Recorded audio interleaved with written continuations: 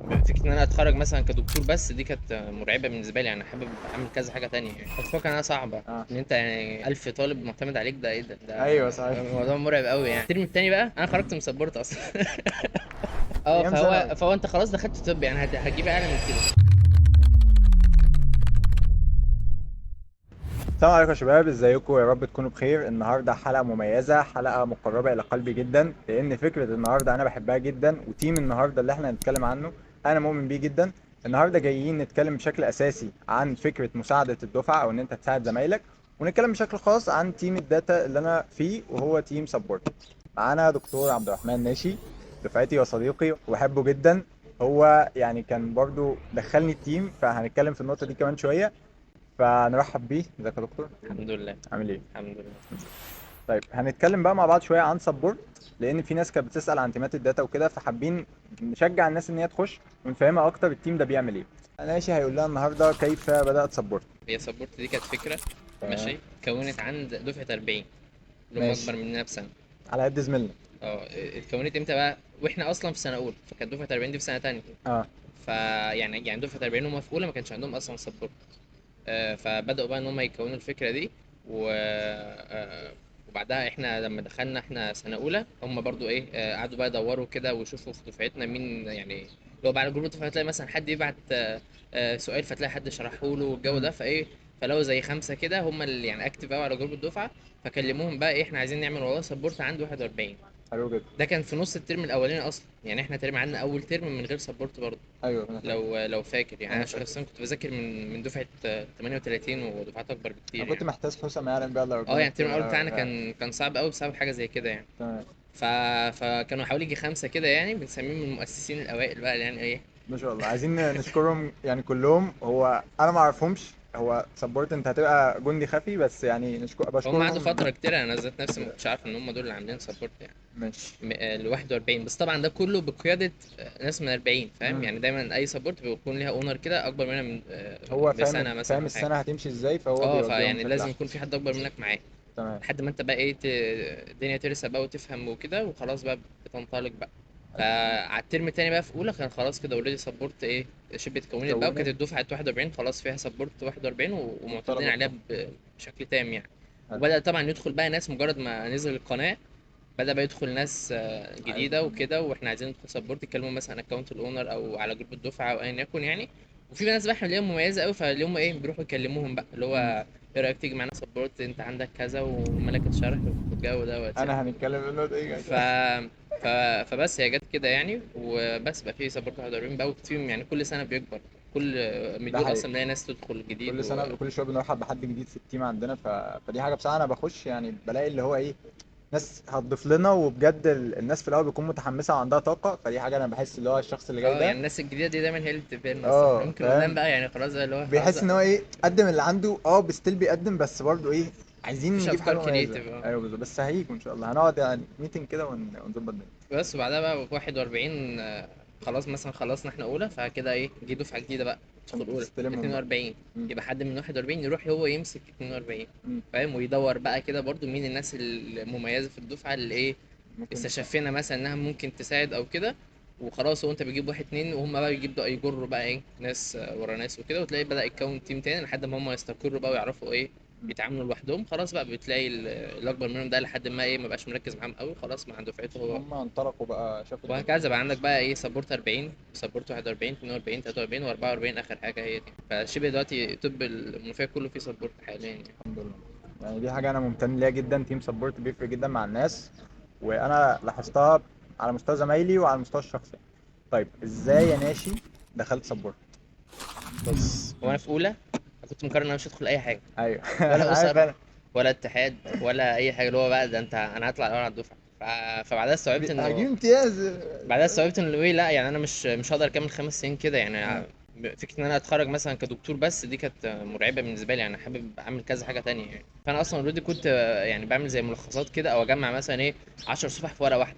عارف مم. تجيب ورقه اي 3 كده وتعملها. وكنت بقى ايه كان عندنا جروب معادلات آه، ايوه انا عارف الناس آه، اللي جايه من بره. ايوه فايه فكنا مجمعين بعض وكده يعني. مم. ف... فكنت بقى اعمل ملخصات كده ابعتها للادمن وينزلها بس ما يعرفش مين مم. يعني الجروب ما يعرفش مين اللي عامل الملخص دوت يعني. تمام. قعدت بقى كده طول سنه اولى، فاتاري الادمن ده مين؟ الادمن ده من مؤسسين سبورت وانا ما اعرفش اصلا. تمام. فجه بقى في اخر سنه اولى اللي هو لا انت هتدخل معانا سبورت ايوه. وكده، وعايزين ناس جديده والحوار ده، فايه رفضت طبعا يعني في اولى، وقلت له خلاص خلينا في ايه في بدايه سنه تانية. حلو جدا. تانية بقى دخلت بقى من اول تانية، كنت اوريدي يعني ايه سبورت يعني. اول ما دخلت تيم ايه؟ او دخلت يعني كان منصبك ايه؟ بص هو في، انت عندك كذا تيم. انت مم. عندك تيم تيم ريكوردات اللي هو بيسجل ريكوردات الكورسات والحاجات دي. تمام. تيم منصة اللي هو بقى ايه داتا المنصة والناس اللي بتحضر المحاضرات وتقعد في اول الصف والحاجات دي. مم. وعندك تيم مذكرات اللي هم بيصوروا مذكرات الكورسات برضه. وتيم البوت. ماشي، انا ولا تيم من دول اصلا كان عاجبني يعني. انا كنت داخل كده اهو، يعني لو واحد بيعمل ملخصات وخلاص ايوه. فاهم. فقعدت الترم الاول كده يعني، انا شبه كنت لوحدي بس ما فيش حاجه بقى. مثلا اسئله وكده كنت اقوم انزلها انا، احاول اجمع ايه مش عارف اعمل ايه. ف فبس هي جت كده يعني ايه معايا في البدايه وكنت بقى يعني حتى الكورسات انا كده ما كنتش بشترك قوي في الكورسات، فبرضه مش عارف اساعد قوي يعني. مم. في كورسات تعرف طبعا تسجل كان فيها ريكورد؟ عجز وكده، يعني مش لاقيين حد يسجل. كنت وقتها بقوم ايه اجبر عنه واشترك في الكورس عشان تسجل بقى تسجل وكده يعني. الريكوردات وكده. برافو عليك والله. اول ما دخلت حسيت الدنيا زي ما انت كنت متوقع ولا كانت مختلفة؟ كنت متوقع ايه مثلا؟ هتخش تعمل ايه؟ أنا كنت متوقع انها صعبه، اه. ان انت يعني 1000 طالب معتمد عليك، ده ايه ده ايوه صحيح. موضوع مرعب قوي يعني. بس بعدها لا، هو اسبوع ولا اسبوعين تقريبا كنت يعني عادي واخد على بدأت الجو. الدنيا انتوا بتقسموا الشغل والتاسكات وكل واحد يعني مسك. في اولى الترم التاني ما في قصدي في سنه تانية الترم الاول ما كانش في حوار التاسكات قوي وكده. مم. وزي ما قلت انا برضو ما كنتش عارف انا بعمل ايه يعني، ما كانش لسه في مش حاسس ان هو ده مكاني فاهم، او انا مش عارف اضيف حاجه للدفعه يعني. مم. لان انت بالظبط انت بتعمل حاجه لوحدك، لكن العكس التيمات التانية كانوا كذا حد مع بعض يعني. مثلا تيم الريكوردات ده كان حاجه تقيله قوي كذا حد فيه، وتيم البوت ده كان برضو انا فاكر الناس كتير تقيل قوي في قوي اولى قوي كانت يعني. بتروح كورسات، فكان الريكوردات اه موجودة. لكن انا يعني ايه قعدت الترم الاول كده اللي هو خلاص بزق الترم، وايه ممكن مثلا بهتم بتنزيل الحاجات، تعمل كابشن كويس مم. وهكذا يعني، بس مش اكتر. تراجع الاسئله مسج مجمعه اللي هو حاجات سيمبل قوي يعني. الترم التاني بقى مهد لي ازاي انا دخلت طب. الترم التاني بقى انا خرجت من سبورت اصلا.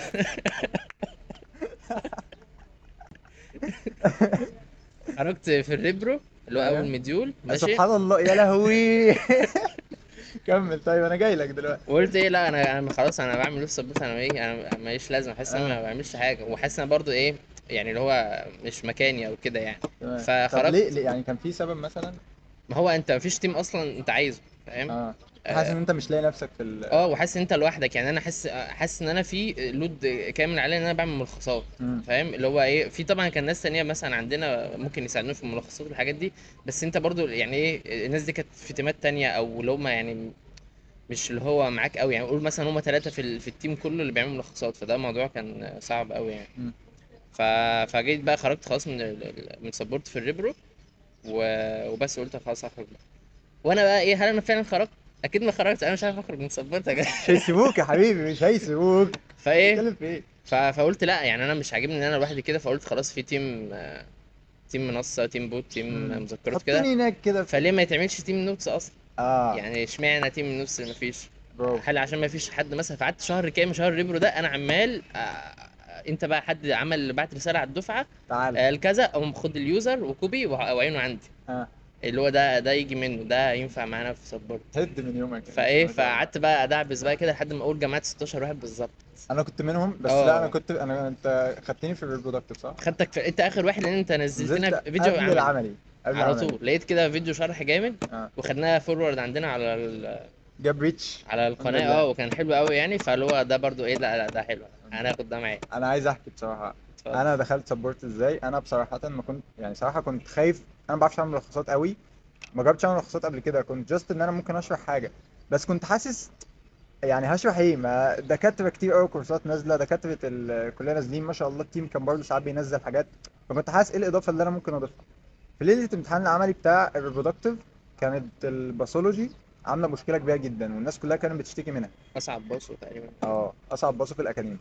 فانا آه لقيتني انا اصلا حافظ الشرايح وراسم لها رسومات كده ومسكمها بطريقه معينه، وحافظ الجروس والميكروسكوب بتاعها. فقلت طب ما تجرب يا اخي، انت غرمان حاجه؟ انت عندك حاجه تخسرها؟ لا انت خسران كل حاجه. فلقيت اللي هو طب ما اجرب فعلا. لقيتني فجاه قايم رحت جايب الموبايل وحطه مسك القلم وبدات اللي هو ايه ديت هترسموا فيها ورده، ديت ديناصورات، ديت انا مش فاكر صراحه الاشكال، بس انا فاكر ان انا كنت كريتيف قوي في السلايدات والجرات. سبحان الله ناشي خدها حطها على سبورت، لقيت فيه اقبال، ناس كتير قوي كلمتني، يعني الناس اللي عارفه صوتي، لان انا ما كنتش قال اسمي او ما كنتش قال ان ده الفيديو بتاعي، اللي هو الناس اللي عارفه صوتي كلمتني. لقيت ناشي بيكلمني انت معانا وبتاع، وكل مديول هتشارك في التسليمات بتاع الباثولوجي او ممكن تعمل ملخصات بعد كده. كان الاساسي بالنسبه لي الباثولوجي، كنت بحاول على قد ما اقدر ان انا اظبط الدنيا فيه، اقرب الدنيا للدفعه، لان الباثولوجي عموما بيكون محتواه تقيل. فبصراحه ممتن للحظه اللي ناشي كلمني فيها، وممتن للحظه اللي انا دخلت فيها سبورت، لان فعلا المكان ده فرق معايا، حسيت فيه ان انا ممكن اقدم حاجه، ممكن اعمل خير. فشكرا يا ناشي وشكرا. طيب ايه المميز في تيم النوت، او مميز عن باقي الدنيا اللي في الكليه ازاي؟ بص يعني هو تيم نوتس ده زي ما قلت هو كان فكره، اللي امم. هو انت في الريبرو ليه ما فيش اصلا تيم نوتس في قناه الداتا امم. يعني. كانت حاجه ايه مش موجوده قبل كده يعني. اه. فهو تيم نوتس اصلا عباره عن فكره وكله بقى ايه كل فيه عباره عن افكار برضو، اللي هو انت مثلا الدفعه مزنوقه في حاجه، فانت اللي بتفكر ازاي اصلا تسهلها عليهم. يعني اللي هو ايه هو اوريدي اصلا في كورسات مثلا بتتسجل، فانت بقى بتجود اعلى، يعني انت اللي هو انت مش بتخلي حد للدفعه محتاج حاجه حرفيا. امم. فاهم اللي هو مثلا احنا عايزين اسئله، يعني دي كانت تقريبا من اهم الفقرات اللي بنعملها يعني. اللي هو احنا عايزين اسئله، فانا عايز احل اسئله من اول مديول مثلا، او لو انا ذاكرت طبعا. المحاضرتين دول فعايز احل عليهم. اه لا، والاكاديمي كان المديول الواحد فيه حوالي 8 مواد، فكان امم. الموضوع رخم قوي ان انا اقعد انقي انا اسئله من ذاكرت الفاينل. اناتومي، فانا خلاص هروح انقي اسئله الاناتومي دي. امم. فاللي هو ايه طب ليه ما نجمعش فقرات الاسئله دي نقسمها احنا، اه. نقسم كل المواد، نجمع كل اسئله السنين اللي فاتت ونبدا نقسمهم احنا كمواد وكده بايه، بصوره كويسه شويه وعلى شويه ديزاينات وكده، وخلاص ايه خدوا فايل ايه فايل اسئله. حلو جدا. خلاص نزلت فايلات الاسئله، لقينا بقى في فكره تانية. امم. طب ما تيجي نحل فايلات الاسئله، حد مثلا المايكرو دي يعني تقريبا انتهت في فاونديشن 4 بالنسبه لنا، بالنسبه ايوه للائحتنا احنا بالظبط. يعني. فاللي هو ايه ما حدش تقريبا كان بيذاكر المايكرو، فانت حد من التيم مذاكر المايكرو خلاص. خلاص انت خد فايلات الاسئله بتاعه المايكرو، وابدا ايه اشرح لنا عليها بقى ليه اصلا انا اخترت السؤال ده، بحيث لو جه يعني دايما الاسئله مش ممكن تتكرر، وممكن تتكرر بصيغه مختلفه شويه. نفس الفكره نفس المعلومه. اه او يجي لك نفس الكيس مثلا، بس يغير لك فيها كلمه واحده فتختار اختيار تاني. امم. فهو بقى ايه جت بقى فكره اللي هو حل فايلات الاسئله دي، تمام. اللي هو يلا لو يعني في ناس بجد انا والله كان بكلم الناس بتقول احنا يعني ناس اللي هو كان خلاص هيسقط، هو داخل من غير فعلا ده حقيقي. داخل من غير كم كبير، واللي هو بس خلاص شايف فقرات الاسئله فتلاقي خلاص هو دخل حل على اساس الشرح بتاع فقرات الاسئله ده. عايز اقول حاجه، انا كنت زمان في الاكاديمي الغلطه دي انا قلتها قبل كده، ان انا كنت في مواد ما بفتحهاش حرفيا، ما ببصش للكتاب بتاعها. كنت بعمل فيها ايه، كنت بقرا الاسئله وبحاول اشوف المعلومه اللي في السؤال ده ايه، بحيث ان هي لو جات لي في شكل تاني او جات لي اختيارات ممكن استبعدها او اي حاجه. كنت بذاكر من الاسئله بشكل اساسي. كنت بضيع وقت كتير، بس يعني ايه عايز اقول في النهايه ان هو فكره ان انت توفر للناس الاسئله باجاباتها بشرحها، دي كانت فكره عظيمه جدا، عظيمه جدا بصراحه، وفرقت معايا واكيد فرقت مع ناس كتير، وناشئ قال لنا حد. طيب. هو يعني هو ده فيدباك بقى انت بيجي لك، وبعدين جالك مثلا فيدباك على حاجه حلوه فانت مم. بتكرر من دول اللي بعديه بقى، فاهم؟ مم. لحد دلوقتي حتى ممكن تتكرر في السنين اللي بعدين، اللي هو التيمات اللي جايه، السيمات الجايه الدفعات اللي مثلا جايه. 43 والله يلا هنعمل فقرات اسئله برضو، حد مننا احنا او ساعات كنا بنبعت لدكاتره الكورسات برضو يعني يساعدونا. هم يحلوها وكده انا يعني. فاكر. او بقى ايه من الدفعه يمكن لما كبرنا بقى احنا بقى عندنا طبعا باك امكانيه ان نولج احنا شويه. نشرح وكده يعني. فهي بقى فرقت يعني، ده تقريبا من اهم الفقرات في الاكاديمي حاليا، يمكن كلينيكال مش بنفس الاهميه لانه يعني نظام مختلف شويه يعني. لسه ما تأقلمناش مع شويه. ده كان يعني فكره فايل واحد اللي هو فايل اسئله، وجاب لك فكره تانية بقى، غير بقى طبعا العملي بقى. ايوه العملي العملي ده ده موال يعني تاني لوحده. خالص بقى. شانل كامله بقت اتعملت في البراكتيكال، اللي هو انت العملي كده قبله باسبوع تقعد لقناه البراكتيكال بس، والحاجات التانية بقى انت ومع نفسك بالليل كده. هو اصلا يعني تيم النوتس ده هو نفس تيم البراكتيكال بالظبط يعني. يعني اه. احنا اللي هو طول المديول انت تيم نوتس، وقت اه. العملي بقى انت براكتيكال تيم بس. براكتيكال بقى. فضي لي نفسك كده، انسى اه اي حاجه، تعال. لان فهو لا، يعني انت عندك الدفعه اصلا بتذاكر العمل امتى؟ قبل الاسبوع اللي قبل في الاخر، الاسبوع اللي فاحنا قبل كنا العمل. بنعمل ايه بقى، انت مثلا انا بقسم اللي هو انت خلاص انت مثلا بتاع بصم ماشي، مم. فانت خد ذاكر البصم من اول مديول عشان تيجي لي يعمل تيجي لي وقت فيديو. العملي تكون وقت فاهم العمل انت انت بتشرح ايه. اكتر واحد دلوقتي حاليا في الوقت ده فاهم بصوا فينا احنا كلنا، بالظبط. فاهم؟ حد تاني لا انت تعمل فايل اناتومي زي فايل اناتومي مم. فايل بصمجه مش يعني قسم انتوا كان منزلنا شرح للفيديوهات وكده ايوه. فخد بقى سكرينه وابدا انت ايه طلع تطلع منهم الاسهم زي والحاجات تفريغ دي. اليوم كده، ده برضه بالظبط. يبدا ان هو اللي هيعمله والله يذاكر اناتومي من بدري يا جدعان، ويأكد على النظر بحيث الفايل ما يبقاش فيه غلطه يعني. انت ده لو غلطت غلطه الدفعه كلها يعني الدفعه واثقه في معتمدة سبورت عليك. بشكل نهائي، اللي هو انت مم. لو سبورت اي كذا خلاص احنا واثقين في ما سبورت. بيرجعوش المحاضرات حتى. فكان الموضوع ضغط، يعني اللي هو انت انت لو مسؤول غلطت حاجه عن حرفيا وده 1200 ممكن يجوا طالب. يضربونا يعني. ايوه ده الحمد لله ان حقيقي. هو ما يعرفوناش. عشان كده خليك رجولة أوي. طيب هل سبورت بتأثر على مجموعك؟ سؤال بص، مهم جدا، ناس كتير قوي خايفة منه، اللي هو أنا لو دخلت هضيع وقتي وهعمل ملخصات والناس هتجيب مجاميع وأنا لأ. هو اكيد يعني، لا هو انت على حسب. يعني لو انت هتاخد تاسك وكده وحد بقى فوق راسك يلا اعمل التاسك ده، زي انت مثلا واخد باص، فاهم؟ انا مم. بجبرك انت تذاكر باص من بدري، مم. فاهم؟ فخلاص انت داخل عامل مخلص ماده كامله، مم. فاكيد هتبقى ولسه باقي اسبوع الامتحان، فاكيد هيبقى قدامك فرصه تلم بيها العمل احسن من مم. اي حد في الدفعه تاني، بالظبط. فاهم؟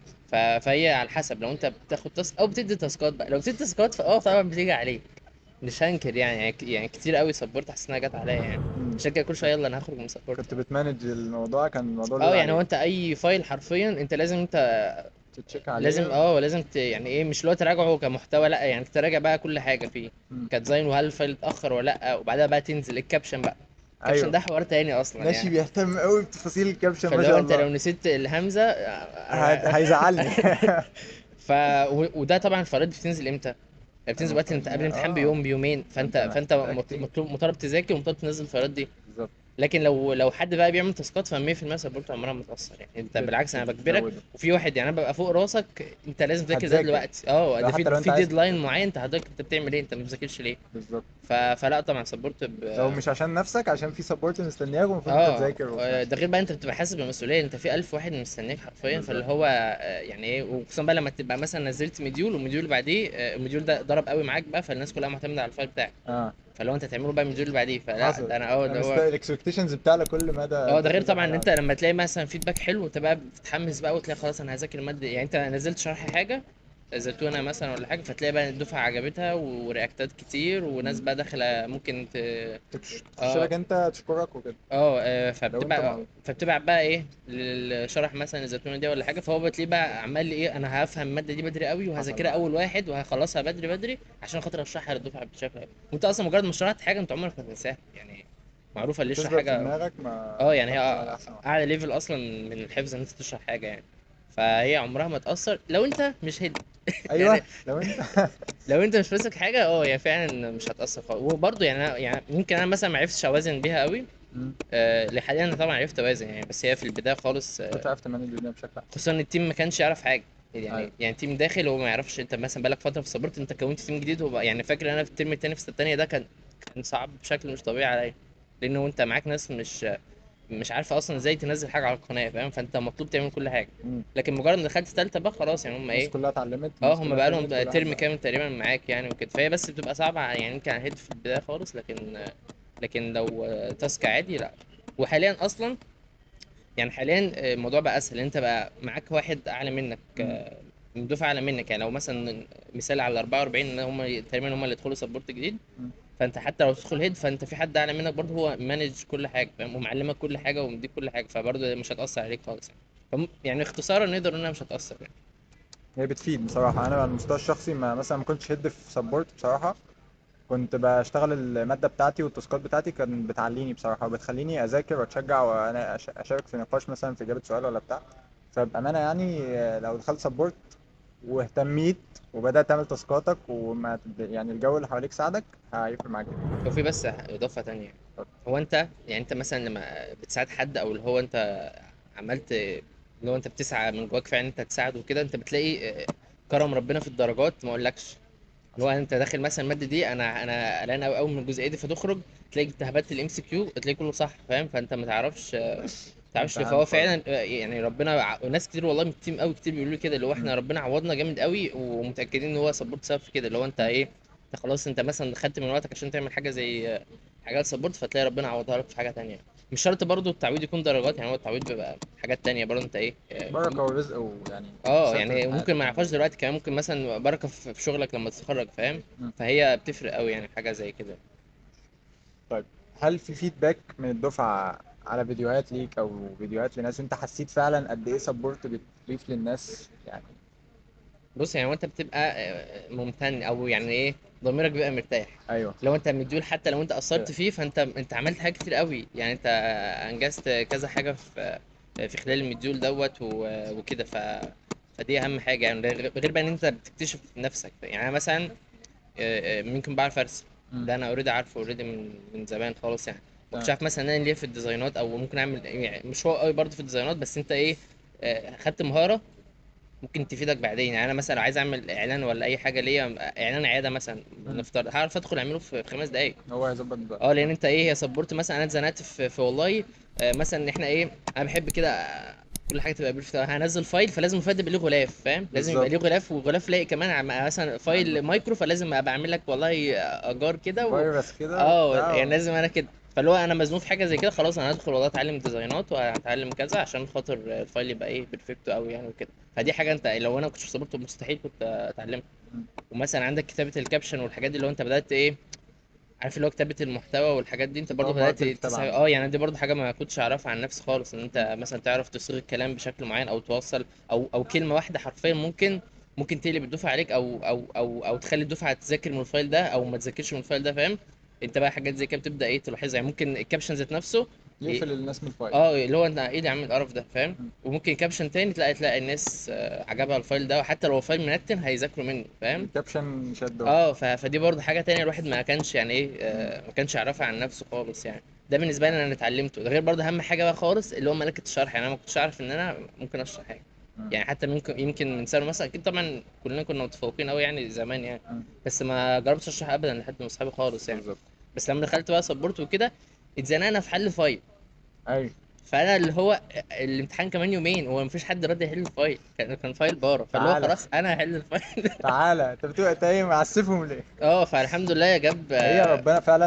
انا بجد انت بتبقى خايف من الحاجه، ان انت مثلا انا هعمل ده ازاي او احل الفايل ده ازاي، بس بجد ربنا بيسهلها لك عشان الدفعه اللي ورا. اه لا يعني فعلا اللي هو يعني فاكر الفايل ده اللي هو اصلا ما اعرفش مناسبته جت ازاي. اللي هو انا مزنوق في حل فايل دلوقتي يا جدعان، حد يحل فايل البارة؟ مم. مفيش انا ما مفيش حد. بحبش البورة بصراحه. هو محدش بيحب البار، بس انا كنت الصراحه بحبها يعني، كنت مستلط في الماده جامد اه يعني. فاللي هو خلاص ايه، انا هحل فايل بار. فنزلت الفيديو جالي فيدباك، كميه فيدباك مش ما شاء طبيعيه. الله. ف... فصراحه لا حسيت اللي هو ايه، انا بعرف اشرح اهو، طب ما ايه ايوه. بقى المشكله؟ انت ايه يا عم احنا جامدين اهو. اه فكان في الجي تي في اخر الترم التاني تقريبا. انا فاكر. وبعدها بقى خلاص بقى اللي هو دخلنا بقى برضه سين اس 2، كان في بارة برضه ومفيش مم. حد مفيش كان تقريبا كتير. كانت حاجات بسيطه البورة، مش فاكر كانت كتير قوي. لا سين اس 2 كانت 100 صفحة، مش فاكر. بس كانت درجات قليلة. ايوه بالظبط. يعني هما كانوا 100 صفحة حرفيا على 12 درجة ونص، اللي هو ليه انا يعني ليه كنت طيب؟ انا فاكر ان انا كنت اخر ما زهقت يعني من البارة، سمعت شويه من شرح ناشي لما كنت ببطل في حاجه، دخلت على الدكتوره سمعت التحديدات، كنت بكروت صفح كده درجاتها قليله و100 صفحه، فكان اه لا بالنسبه هو لي. حوار كانت الصراحة البارة محدش بيحبها تقريبا يعني. طيب انا مثلا هقول فيدباك انا ممتن ليه لحد النهارده. كان شخص سوداني، عامة يعني اخواتنا السودانيين لسه موضوع اللهجة شوية ان هم يسمعوا شرح دكاترة او كده في مشكلة. فانا نزلت فيديو كان بيتكلم في الفارما، مش محتواه اصلا، بس حسيت ان انا في سكيمة جت معايا، فاتبعت لي فيدباك جميل جدا اللي هو ما كانش اصلا مترجم الدنيا قوي في الشروحات اللي هو سمعها، دخل ولقى في الامتحان وجاب بيها درجة. فبجد كنت ممتن ليه ولسه ممتن ليه لحد النهارده. طيب نتكلم شوية عن فكرة مساعدة زمايلنا. يعني احنا قلنا شوية عنها، بس هنقول مثلا النية وكده. بص يعني هو اكيد كل الناس اصلا بطبعهم يعني، او هي فطرتنا اصلا ان احنا نحب نساعد يعني. مم. في بقى مثلا ممكن نقول في ثانوي وكده، اللي هو الواحد بقى بيقعد يخبي، واللي هو انا ذاكرت حاجه خلاص يعني خلاص احنا كبرنا دخلنا طب خلاص يعني. المفروض الناس تقتنع بده لأن لسه في ناس عايشة في اه أيام ثانوي. فهو انت خلاص دخلت طب يعني هتجيب اعلى من كده، اه فاهم؟ فالكليه اصلا اوريدي صعبه، فانت فكره ان انت يعني انت تدخلها وتبقى ماشي فيها لوحدك، الموضوع ده مرعب قوي. مم. لكن لما انت تبدا تدي حاجه وهتلاقي غيرك ادالك حاجه وكده يعني.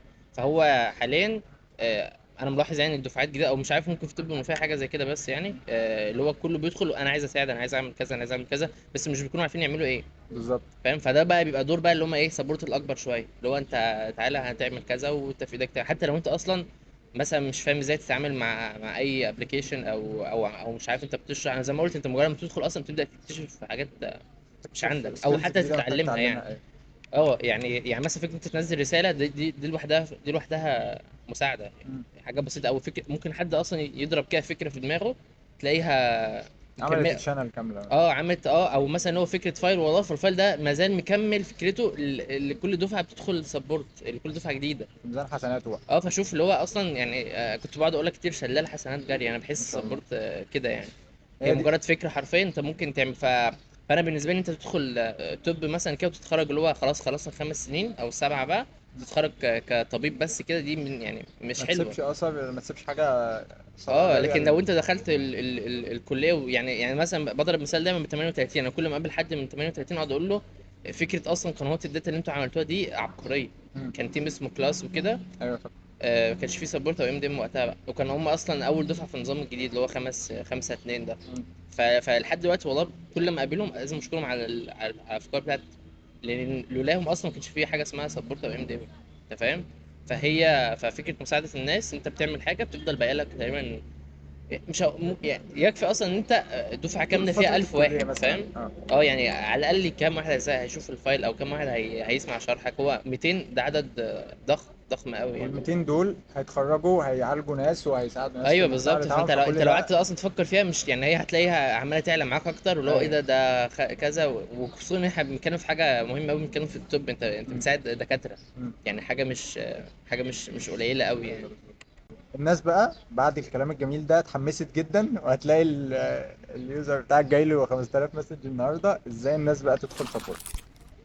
بص، هو حد مثلا دلوقتي عنده خلاص الرغبه ان هو يساعد وكده، تمام.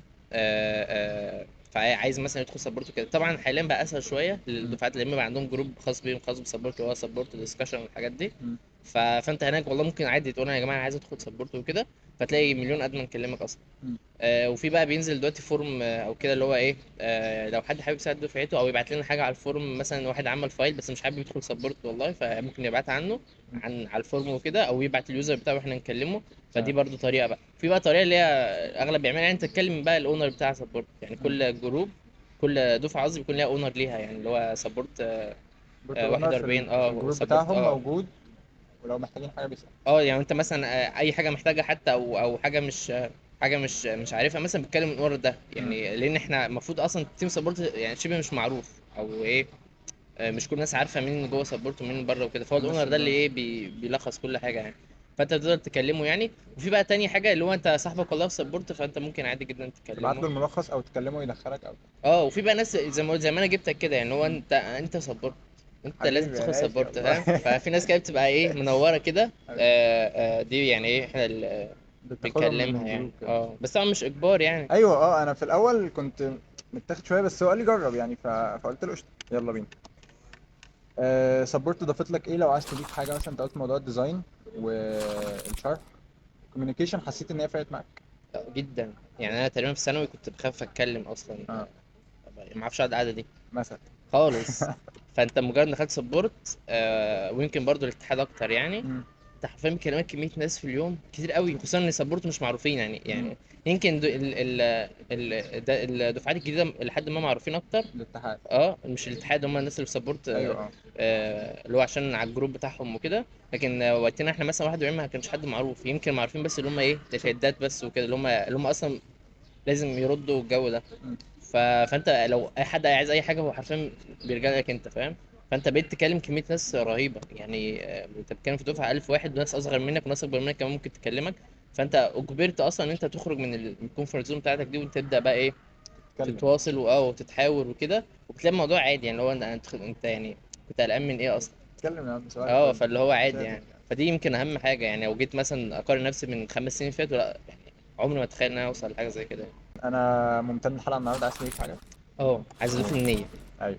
ان هو يعني انا مثلا ناوي ادخل سبورت والله. هل انت داخل عشان تساعد؟ اكيد طبعا ده اللي بيبقى الاجابه يعني. مم. بس يعني في ناس مثلا تكون داخله ايه، عايزه اللي هو انا عايز اظهر في الدفعه، عايز ابان، اللي هو انا عملت فايل مثلا، يعني انا ذات نفسي كنت ساعات بعاني من الحوار ده، اللي هو انا عملت فايل فالدفعه كلها ذاكرت منه.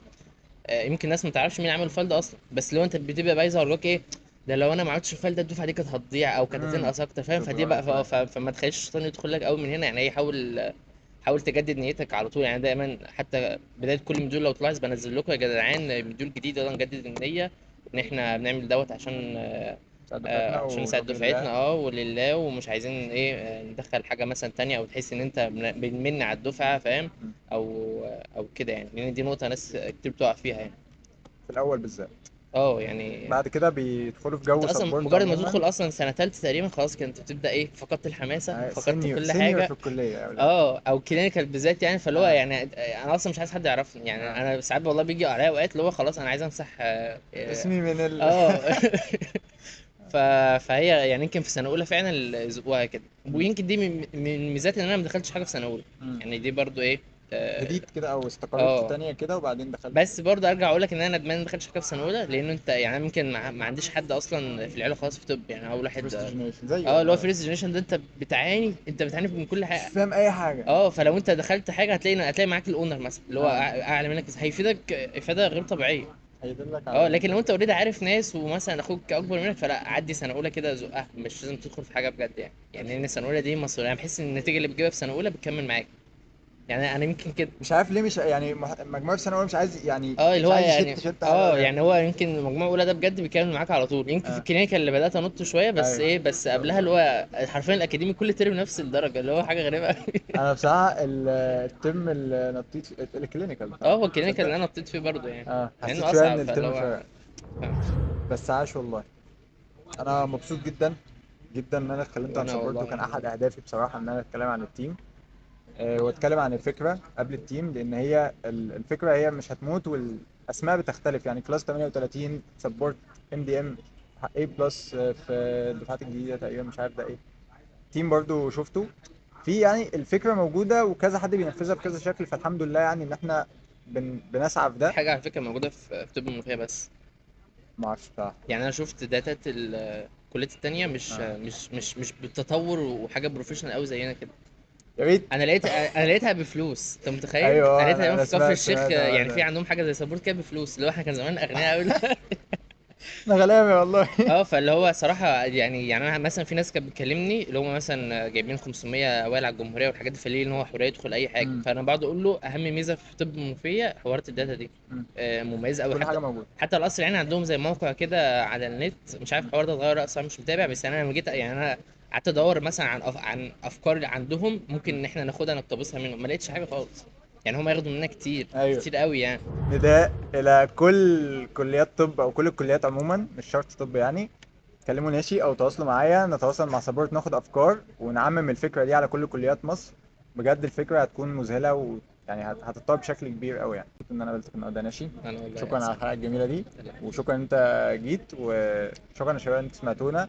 لو حد عايز يسأل على أي حاجة يبعت لي على اليوزر بتاعي أو يكتب في الكومنتات وهنجاوبه. قولوا لنا في الكومنتات بقى عايزين الفيديو الجاي يكون عن إيه. سلام.